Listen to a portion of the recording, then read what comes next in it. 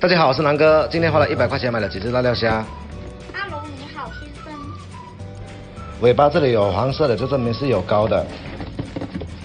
辣料虾也叫皮皮虾，今天给大家分享的方法是生焖辣料虾，不水煮，不生腌，不油炸。